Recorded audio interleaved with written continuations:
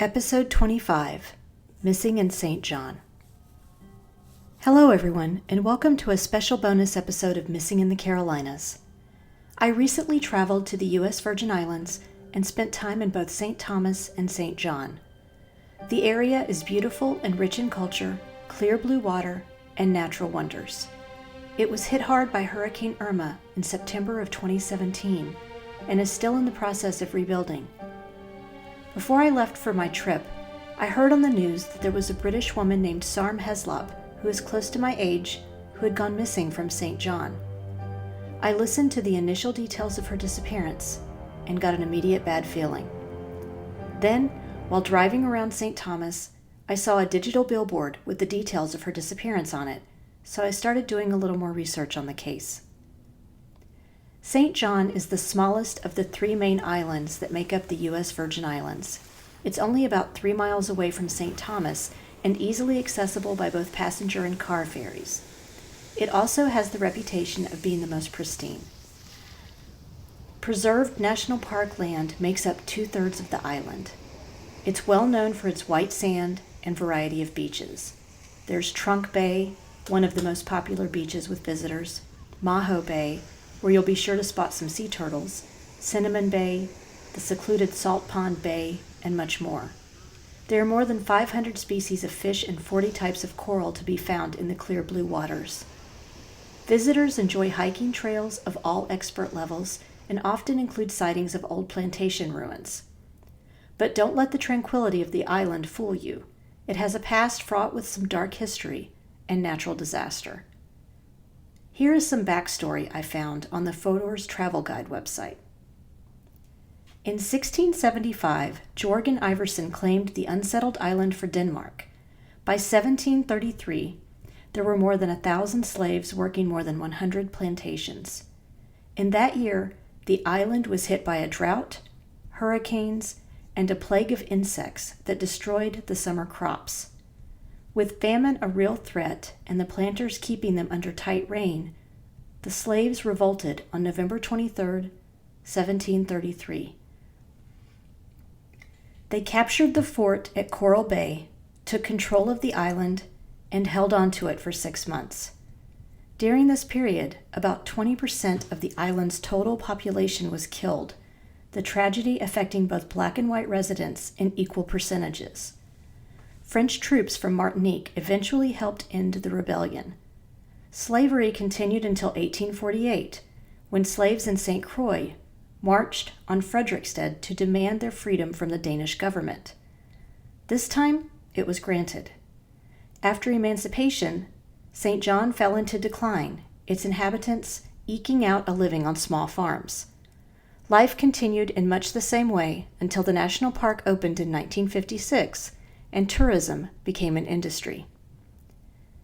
You'll find people from all walks of life on St. John today. That's probably what attracted Sarm Heslop to the island in the first place. It's the perfect place for nomadic souls to take up temporary port. Sarm is a 41-year-old British woman who has also worked as a flight attendant in the past. Friends and family describe her as an adventurous free spirit with a real zest for life. She moved to St. John to live on a 47-foot catamaran called the Siren Song, owned by an American man named Ryan Bain. From what I read in an Elle magazine article, Sarm had met Ryan on Tinder and was earning money by cooking for tourists Ryan would take out on his boat on Caribbean tours. She had a dream of becoming a chef, and this was her way to work towards that dream. Sarm and Ryan spent the evening of March 7th in Cruz Bay on St. John, an area with bars, restaurants, and retail stores. A bartender reported seeing them sitting at the bar at 420 to Center, and he told authorities the two seemed relaxed, happy, and shared a few beers together before leaving. Unfortunately, the bar's CCTV was blown out in an electrical storm days before, so the bar could not provide investigators with footage of Sarm and Ryan that night. Ryan later told authorities he and Sarm made it back to the Siren Song, where it was moored on Frank Bay a little after 10 p.m. that night.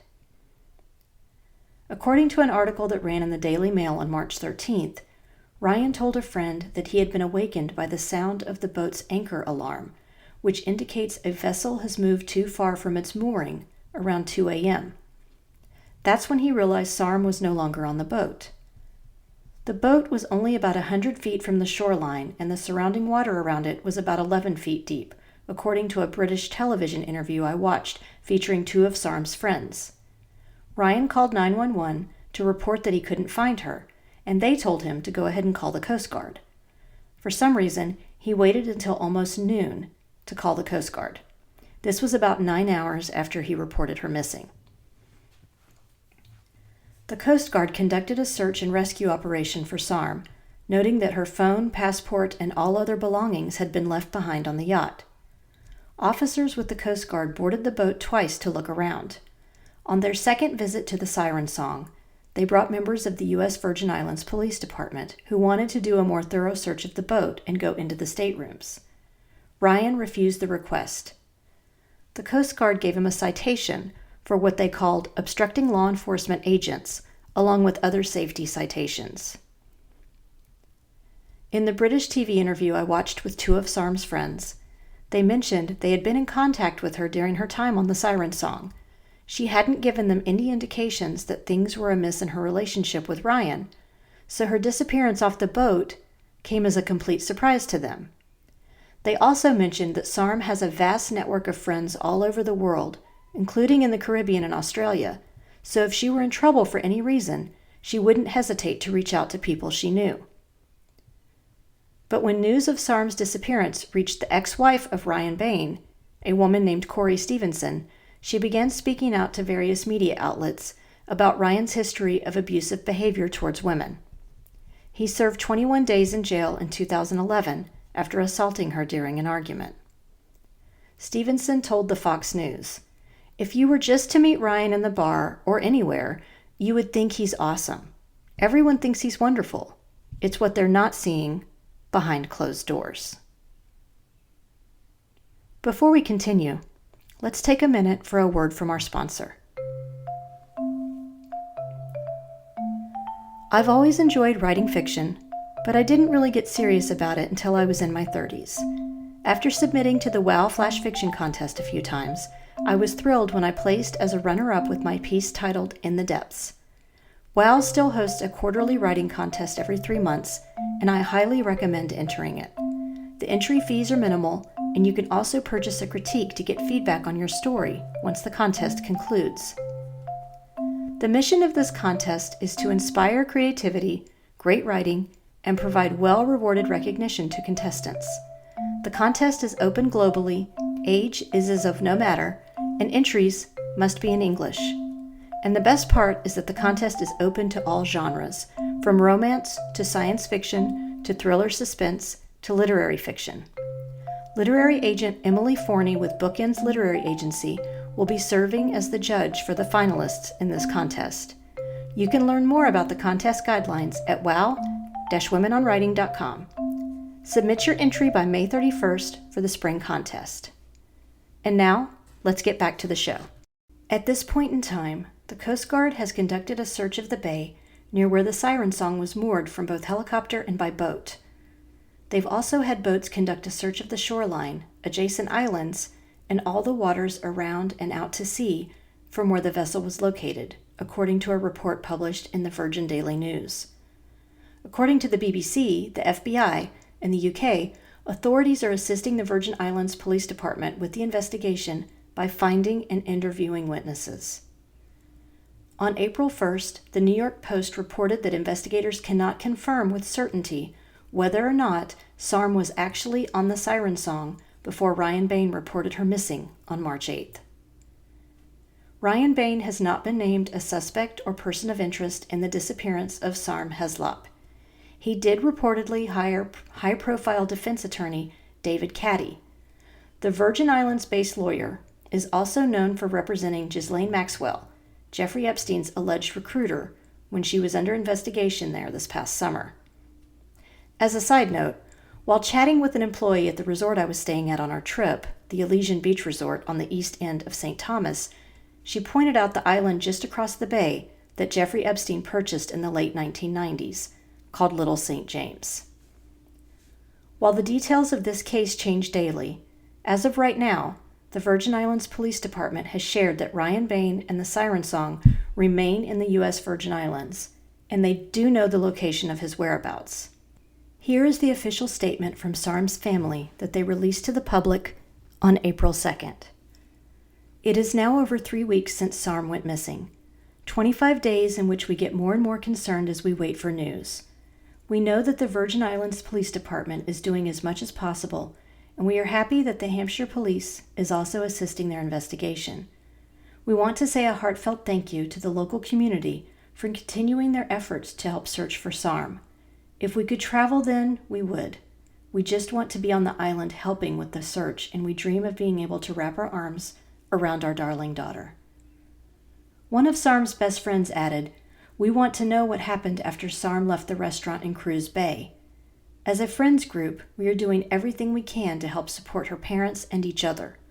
No matter how insignificant something may seem, the tiniest detail may be relevant, so we would encourage people to come forward and speak to VIPD immediately."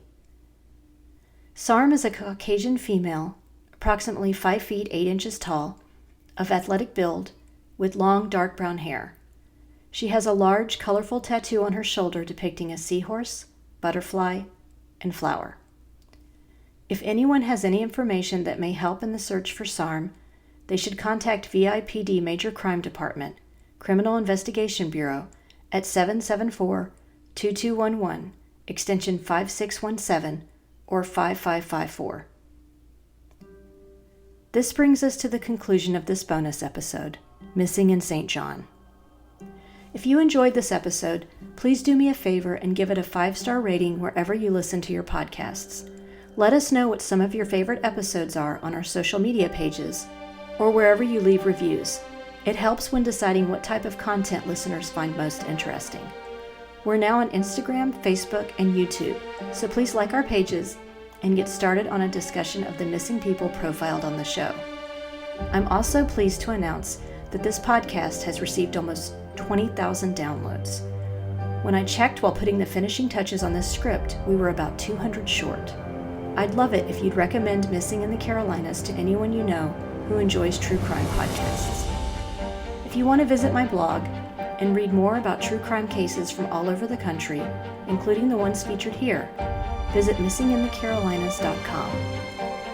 Cover art for this podcast was designed by Mackintosh Multimedia. All episodes are researched and written by me, Renee Roberson, with sound editing provided by Mia Roberson. Thank you so much for listening.